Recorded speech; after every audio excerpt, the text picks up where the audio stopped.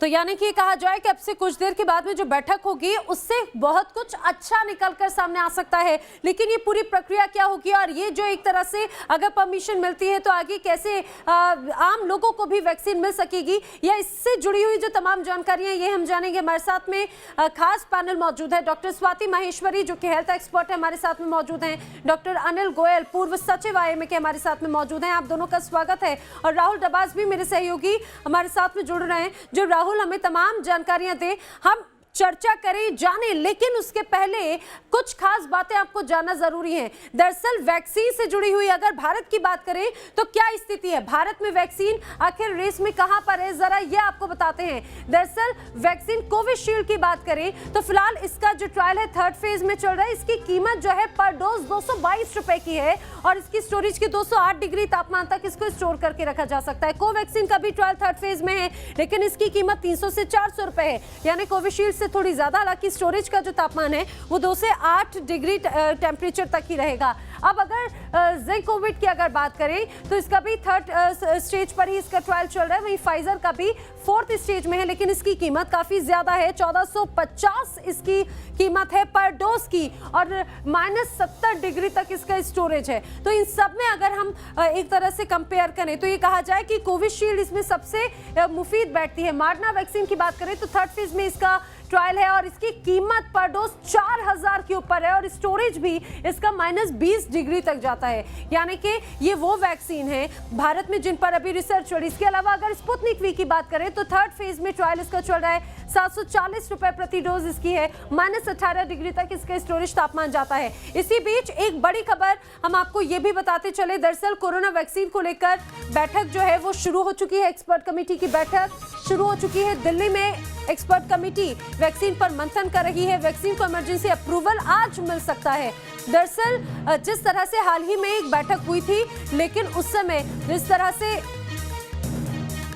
कुछ बहुत ज्यादा ही कहा जाए कि कुछ समाधान नहीं निकला। आज की बैठक बहुत महत्वपूर्ण होगी। राहुल, क्या अपडेट है आपके पास में? बैठक शुरू हो चुकी है।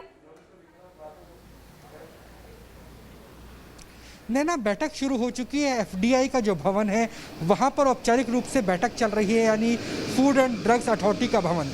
लेकिन जो बैठक है वो वर्चुअल तरीके से है। जो भी बैठक के मेंबर है सब्जेक्ट एक्सपर्ट कमेटी के, कोरोना की वजह से वो अपने अपने ऑफिसों में मौजूद है और वर्चुअल तरीके से बैठक कर रहे हैं। ये तीसरे दौर की बैठक है। 2 दौर की बैठक हो चुकी है और जो दूसरे दौर की बैठक थी वो 30 जनवरी को हुई थी, यानी अब से 48 घंटे पहले। 48 घंटे बाद ही तीसरे दौर की बैठक हो रही है और इसमें जो 3 वैक्सीन है उनको लेकर अप्रूवल की बात की जा रही है। ज़्यादा एंट्री मांगी गई थी, डाटा मांगा गया था, वो डाटा तीनों ने प्रोवाइड कर दिया है। सबसे पहले बात करें एस्ट्राजेनिका की। एस्ट्राजेनिका सबसे आगे चल रही है कोविशील्ड की, जिस तरीके से आपने खुद बताया, क्योंकि जो उसमें इंडस्ट्रियल पार्टनर है, औद्योगिक पार्टनर है, वो सीरम इंस्टीट्यूट पुणे का है। और सीरम इंस्टीट्यूट ने कहा है कि हमने कोवैक्स के तहत, WHO का जो इनिशिएटिव है गरीब देशों के लिए, कोवैक्स के तहत मिलियंस ऑफ डोज बना चुके हैं। अगर भारत सरकार चाहे तो हम लाखों की संख्या में डोज कभी भी प्रोवाइड कर सकते हैं, दे सकते हैं। अगर उसके बाद दूसरे नंबर पे बात करें तो फाइजर की बात आ रही है। फाइजर की इसमें चर्चा की जा रही है, भले ही फाइजर बहुत महंगी हो, लेकिन WHO ने इसका अप्रूवल दे दिया है।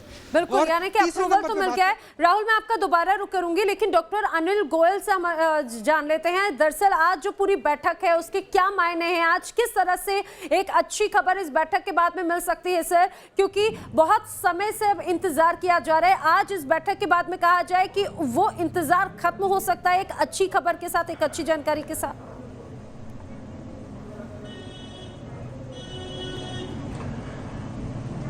सबसे पहले मैं आपको नववर्ष की बधाई देता हूं और मैं अभी वित्त सचिव हूं इंडियन मेडिकल एसोसिएशन हेडक्वार्टर में। आपने कहा आज की बैठक है सब्जेक्ट एक्सपर्ट पैनल की।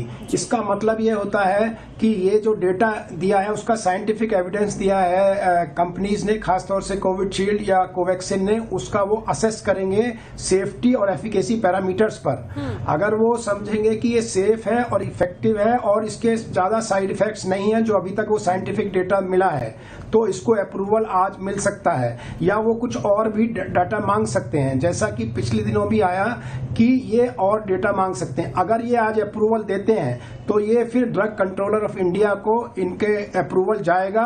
वहां से जाने के बाद तब पब्लिक के लिए जिस कंपनी से दवाई खरीदनी है परचेज ऑर्डर देगा government of India, ministry of health. उसके बाद जो नेक्स्ट 3 to 6 मंथ में जो 30 करोड़ लोगों को लगनी है वैक्सीन, तब वो लगेगी। इस प्रकार से ये प्रोसेस में फर्स्ट ये expert panel approval, second drug controller of India approval, then it will come to public for final vaccination, so it may take some time, but good news, आज अगर एक्सपर्ट पैनल दे देता है तो हम एक step आगे बढ़ जाएंगे। That's what I am saying. बिल्कुल एक स्टेप हम आगे बढ़ेंगे सर, और ये कहा जाए कि अब जो जिस तरह के हालात है उसमें एक एक स्टेप्स बहुत इंपॉर्टेंट हैं। अब ये देखने वाली बात है कि न्यू ईयर में आखिर क्या ये अच्छी खबर सामने आती है। फिलहाल अब अपने दर्शकों को जरा हम जिस वैक्सीन की बात कर रहे हैं उस वैक्सीन के बारे में विस्तार से बताते हैं। कोविशील्ड, मॉडर्ना और फाइजर की सबसे पहले अगर प्राइस की कीमत की बात करें तो कोविशील्ड सबसे किफायती, सबसे सस्ती वैक्सीन मानी जा रही है, 222 रुपए प्रति डोज के अनुसार। और अगर मॉडर्ना की बात करें तो मॉडर्ना 4000 यानी कि काफी महंगी है, और फाइजर भी काफी महंगी है।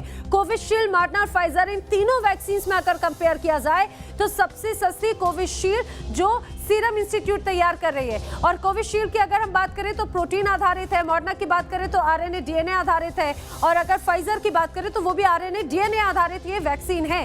कोरोना वैक्सीन की रिपोर्ट हम आपको बता रहे हैं। आप, मुझे उम्मीद है कि आप इसके जरिए, इन ग्राफिक्स के जरिए इस वैक्सीन को और बेहतर तरीके से समझ पाएंगे। अब जरा अगर हम इस पूरे, अगर हम इसके रखरखाव की बात करें तो कोविशील्ड 2 से 8 डिग्री तापमान में रखी जा सकती है, लेकिन मॉडर्ना की अगर बात करें तो इसका टेम्परेचर -20 डिग्री तक हो जाता है। फाइजर की बात करें तो ये -70 डिग्री तक इसके तापमान में इसको मैनेज करना होता है।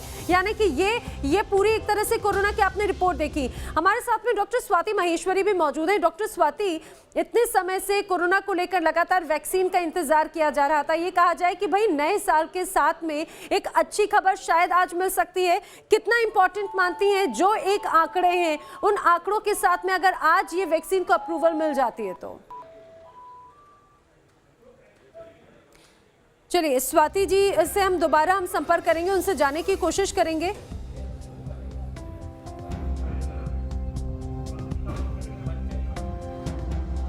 लेकिन अगर बात की जाए पूरे भारत में तो अभी एक तरह से कोरोना के खिलाफ जंग जो है वो युद्ध स्तर पर जारी है। जम्मू कश्मीर में भी वैक्सीन को लेकर युद्ध स्तर पर तैयारी हो रही है। यहां पर 648 कोल्ड चेन पॉइंट बनाए गए हैं। हमारे सहयोगी शाहनवाज खान की एक रिपोर्ट देखिए। देश भर में वैक्सीनेशन कैसे लगेगी उसको लेकर पूरी तैयारी जो है वो लगभग कर ली गई है, लेकिन सबसे बड़ी चुनौती जो है वो यही है कि जब कोरोना वैक्सीन आएगी उसको किस तरीके से स्टोरेज जो है वो यहाँ पर किया जाएगा। उसी को लेकर सभी राज्य जो हैं वो अपने अपने तरीके से तैयारी कर रहे हैं। और आप देख सकते हैं कि जम्मू कश्मीर में भी यहाँ पर कोरोना वैक्सीन को रखने के लिए नए डीप फ्रीजर और ILR जो हैं वो यहाँ पर पहुँच गए हैं।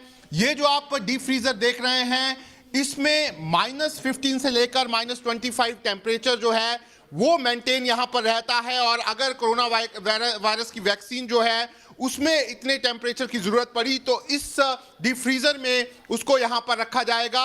इसके साथ ही साथ आप ये देख सकते हैं ये ILR है, और जितनी भी हमारी लगभग दूसरी वैक्सीन आती हैं उनको इसी में ILR जो है जिसमें टेम्परेचर +2 से लेकर +8 तक होता है उसमें यहाँ पर रखा जाता है, ताकि वैक्सीन जो है उसको किसी तरह की यहाँ पर कोई प्रॉब्लम जो है वो यहाँ पर ना हो। फिलहाल ये जो जितने भी डीप फ्रीजर और यहाँ पर ILR हैं ये यहाँ पर डिस्ट्रिक्ट स्टोर्स जो हैं वो वहाँ पर पहुँच गए हैं, और अब इनको ब्लॉक्स में और जोन लेवल पर यहाँ पर भेजा जा रहा है। और यही यहाँ पर आप देख सकते हैं कि यही वो डीप फ्रीजर्स होते हैं जिसमें वैक्सीन जो है उनको स्टोर रखा जाता है। और आप देख सकते हैं कि फिलहाल यहाँ पर कुछ वैक्सीन जो हैं वो यहाँ पर रखी भी गई हैं जो अमूमन यहाँ पर जो अलग अलग इलाकों में लगती रहती हैं। हमारे साथ यहाँ पर डिप्टी CMO हैं सुमन जी, उनसे बात करते हैं। मैम, किस तरीके से आपकी तैयारियां हैं और कितने डीप फ्रीजर आ गए हैं और कितने अभी आने हैं? ये हमारा एग्जिस्टिंग इंफ्रास्ट्रक्चर है, इसमें मिक्स्ड एंटीजन पड़े हुए हैं। तो इन केस डिस्ट्रिक्ट स्टोर जो है हमारा फुल रहता है। तो अगर हमारे पास इन एडिशन हमें 8 और ILR दिए गए हैं, डीप फ्रीजर 4 और दिए गए हैं। वो जो ILR हमें दिया गया उसकी कैपेसिटी 124 लीटर है। अप्रॉक्सीमेटली वो 7000 डोजेज जो है वो स्टोर करेगा। तो एक हम माने कि अब कोरोना वैक्सीन आएगी तो यहाँ पर स्टोरेज आपकी पूरी हमारी एडिक्वेट स्टोरेज है हमारे पास, हमें कोई प्रॉब्लम नहीं है। और अब इंतजार जो है वो सिर्फ यहां पर वैक्सीन का हो रहा है और जैसे ही यहां पर वैक्सीन आएगी उसके बाद यहां पर जम्मू कश्मीर के हर हिस्से में ये वैक्सीन पहुंचेगी और वैक्सीनेशन का प्रोसेस जो है वो शुरू हो जाएगा। वीडियो जर्नलिस्ट एजाज अहमद के साथ शाहनवाज खान, न्यूज नेशन, जम्मू।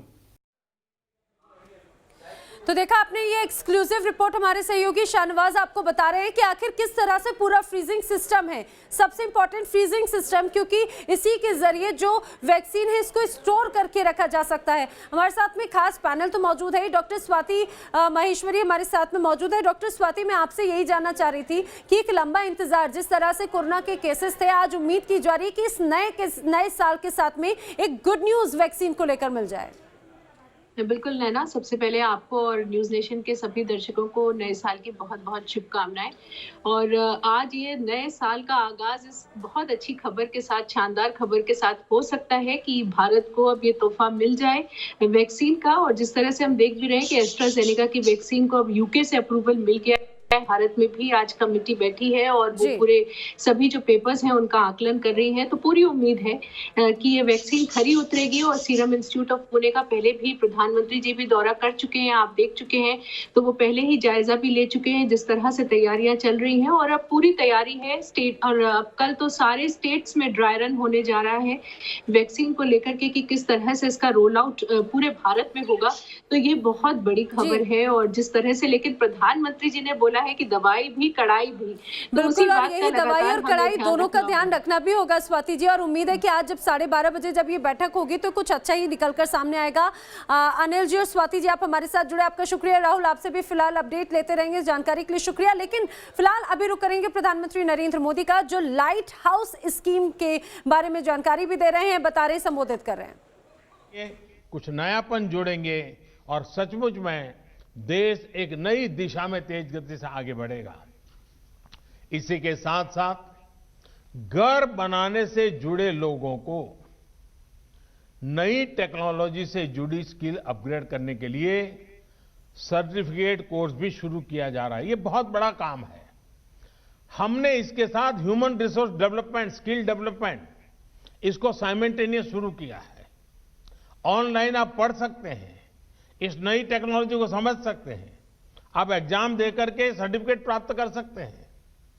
ये इसलिए किया जा रहा है ताकि देशवासियों को घर निर्माण में दुनिया की बेस्ट टेक्नोलॉजी और मटेरियल मिल सके।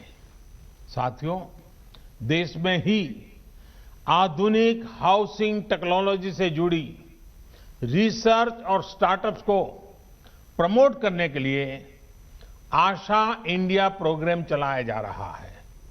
इसके माध्यम से भारत में ही 21वीं सदी के घरों के निर्माण की नई और सस्ती टेक्नोलॉजी विकसित की जाएगी।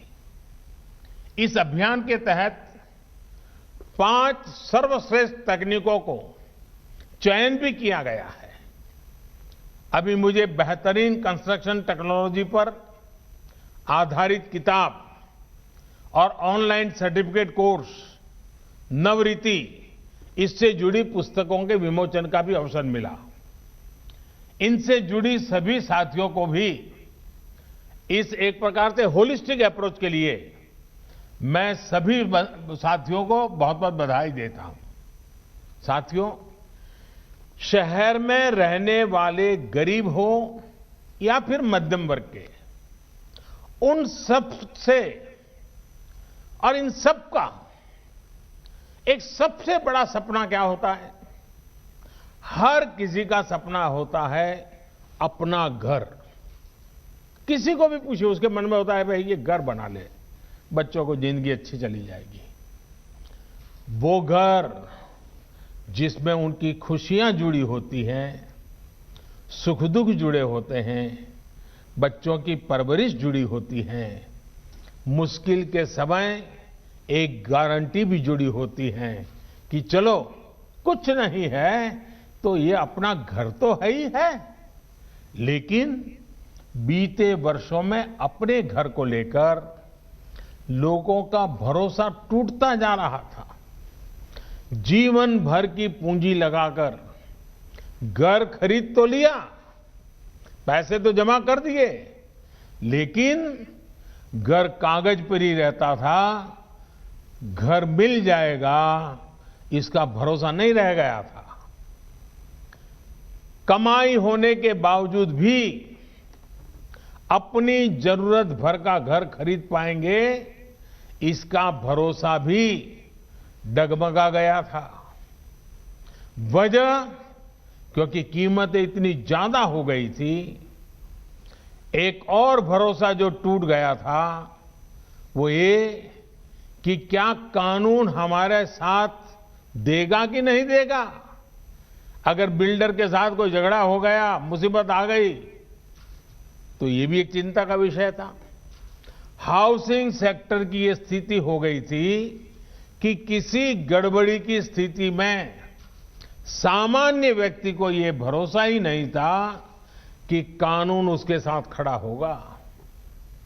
और साथियों, इन सब से वो किसी तरह निपटकर आगे बढ़ना भी चाहता था।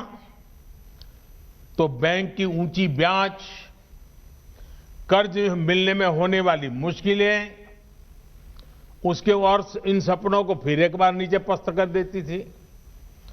आज मुझे संतोष है कि बीते 6 वर्षों में देश में जो कदम उठाए गए हैं उसने एक सामान्य मानवी का, खास करके मेहनतकश मध्यम वर्गीय परिवार का ये भरोसा लौटाया है कि उसका भी अपना घर हो सकता है। प्रधानमंत्री नरेंद्र मोदी ने लाइट हाउस प्रोजेक्ट का शिलान्यास किया। इसके तहत उनका कहना है कि 1 महीने में 1000 मकान का निर्माण किया जाएगा और गरीबों को आरामदायक मकान और सस्ती कीमत में मिल सके, यही प्राथमिकता है।